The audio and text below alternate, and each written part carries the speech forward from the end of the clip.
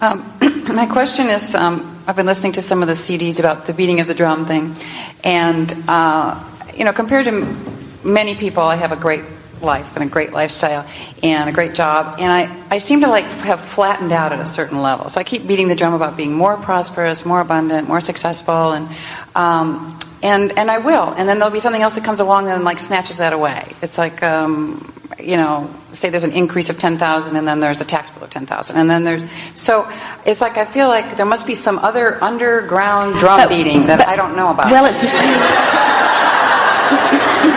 it's actually not as underground as you think. In other words, quite a bit of it just now was above ground and easy to hear.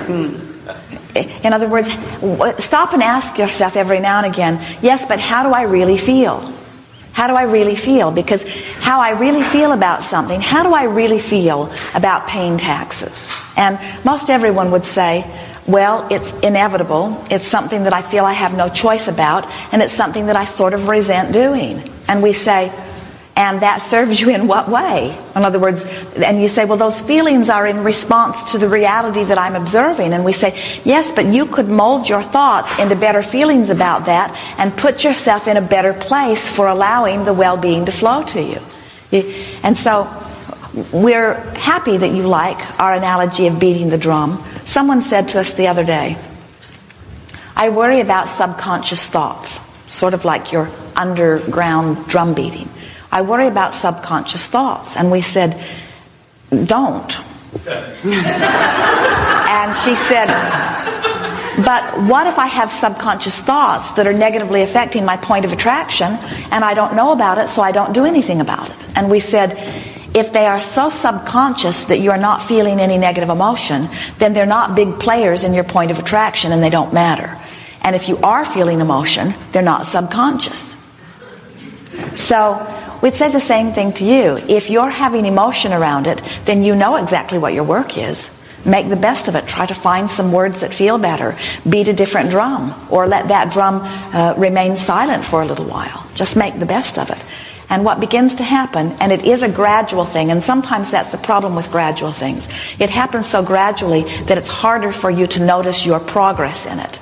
But manifestations are a pretty steady indicator that you are making progress. So there's something that you said here, and you spoke it in a jovial fashion, and you really meant it that way.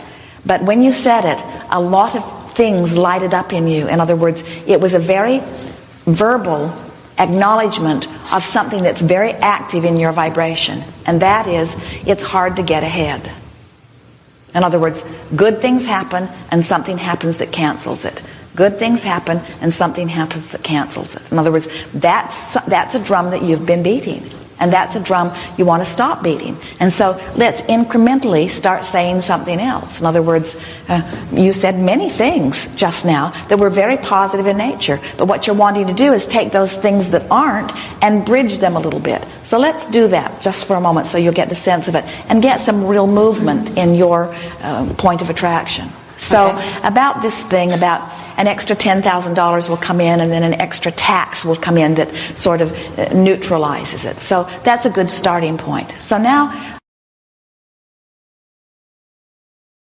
offer us some things. Start beating some drums. Find something that feels a little better than that and speak it to us. Don't reach too far. Just find something that feels a little better than that and speak it to us. In terms of money or just in terms of life? In terms to that specific subject. In terms of that. I have a great job that has a lot of potential.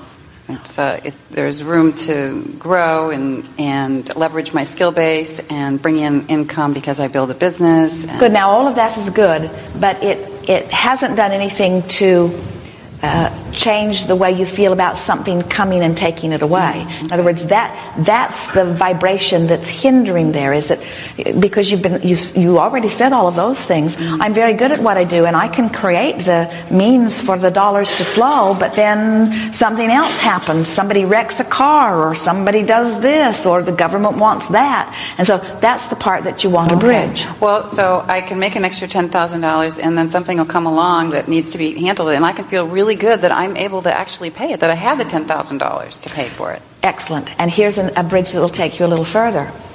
Those things that happen are the spark that sets forth the desire that summons the money to begin with. And so rather than thinking of money in, money out, why not think about money needed, money in? In other words, I'm asking and the universe is answering. So anything I need will always be there. Whatever my needs are will always be there. Whatever my needs and wants are will always be there. And I'm working, you might say, to increase my expectation. I would like a little bigger buffer between what I am wanting and what I am needing, what's coming in and what's going out. But it doesn't matter. I don't need a big stockpile because I can always bring in whatever I'm wanting to go out. And so I always stay in balance. Now that felt good, didn't it? And you weren't vibrationally challenging any of it, and it was sure a better beating of the drum than where you started. Mm-hmm. And so if you'll now take that and think about it, and over the next few days chew on it and watch for the evidence of it and embellish it and find other ways to speak it, and let that be a stronger point of your vibrational makeup. In other words, run with this now. We've got it started together. In other words, run with it. Let it be something that you work on a little every day, a little every day, a little every day. And in very few days, you can be in a whole different vibrational point of attraction, and you'll feel it. You'll feel it, and you'll see the evidence of it. It is not difficult. It's very simple. You did very well at it. Yes. Okay. There is a practicality that does not serve most of you. And the practicality goes something like, well, I'm hoping that it will go this way, but it usually goes that way. I'm hoping, and what we want to point out to you is which of those vibrations is stronger within you. You're hoping, you're anticipating, or you're expecting. That expectation is a very powerful vibration. When you expect something, think about what the word expect means. It means I'm thinking about something that is important to me, and I've already decided how it's going to turn out. Ooh, that's big. I've already decided how it's going to turn out. I've decided how it's going to turn out. I expected. Well, I expected that. Well, that's about par for the course. Well, I saw that coming. In other words, I expected it. And we say, doesn't that feel good to know that you are the creator of your experience and that you expected that right into being? And then you say, yeah, but Abraham, I got to tell you, I expected it because I've been observing it. And that's where my problem is. I can't find a way to expect something that I'm not observing. And we say, then be a more selective observer. Observe the best things. Observe the things that are working the best and let them dominate your vibration. Because positive expectation relative to one thing, if you beat the drum of it and make it the most active part, will bleed over into other areas of your experience, as you verbalized so well to us already. Mm-hmm. Good.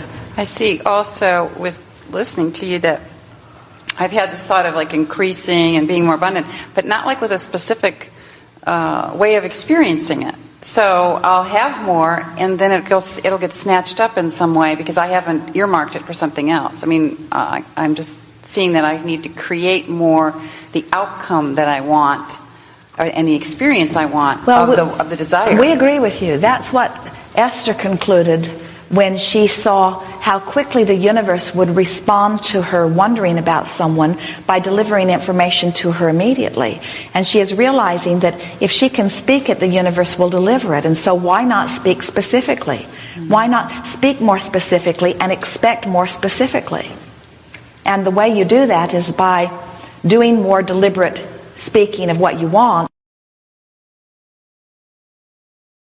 and keeping your eyes open, and then acknowledging the things that are working, and then saying, well, if I can do that, then I can do that, then I can do that, then I can do that, then I can do that. And in time you come to know there isn't anything that I can't do, anything that I want, anything that is important to me. All I have to do is speak it with this level of expectation, and it will be. And then, the experience is so much fun, because then you are one who is eagerly watching for things to unfold. You find yourself not feeling frustrated that something isn't happening. Instead, you feel anticipation about the way it's going to unfold. Instead of saying, will it happen? It's more like, when is it going to happen? And instead of feeling like, when is it going to happen? Is it going to take a long time? It's more like, when is it going to happen, and how am I going to feel when it happens? And is this a moment when a part of it is going to unfold?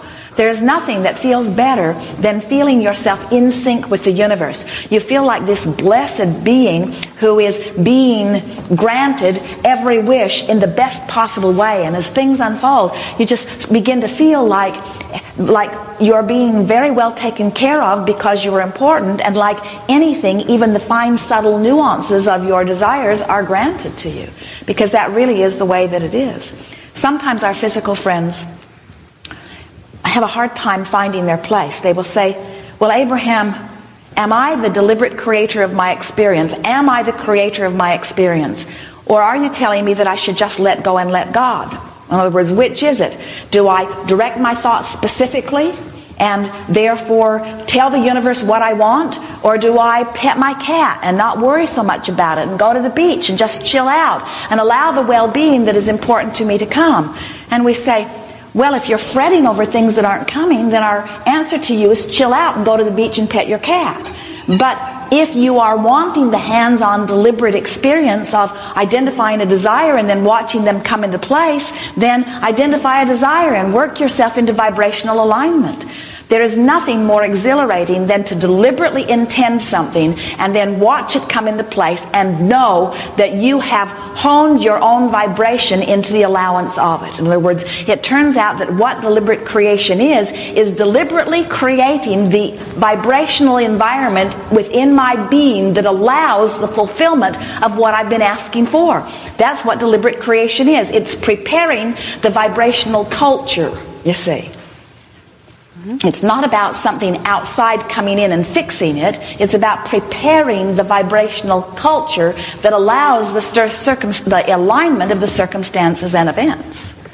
And there is nothing more hands-on than that. Now, someone watching you might say, you don't seem to ever lift a finger. I don't see you going out of your way. Opportunities just seem to come to you. You don't seem to have an agent that is applying for you or getting your name out there in any way. How does the well-being come to you? And you say, because the work that I am doing is not a work that can be perceived, because it's not a work that is overtly action-oriented. My work is the alignment of my energies. My work is a thought process. My work is to feel good. My work is to think about what I want if it excites me. And if it excites me, milk the thought because it excites me more because it feels good. But if I get myself into a place of excitement that is stronger than my belief, then I get out of balance. So then I go to work on bringing myself into believing what I've been asking for. And when I feel that click into place, then I'm in alignment for a little while. And then I begin seeing evidence of things coming to me. And then after a while, that feels so normal that doesn't really excite me all that much. So now I'm reaching for other things that take me beyond where I am.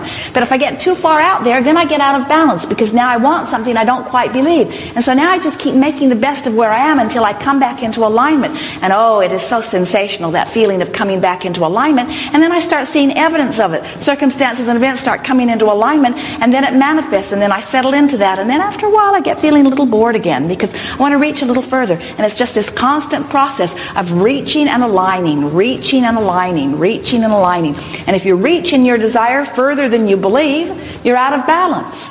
If you're not reaching as far as inspires you, you're out of balance.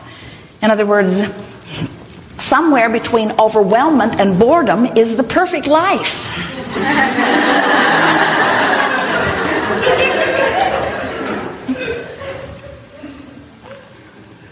Enough? Yes, thank you so much.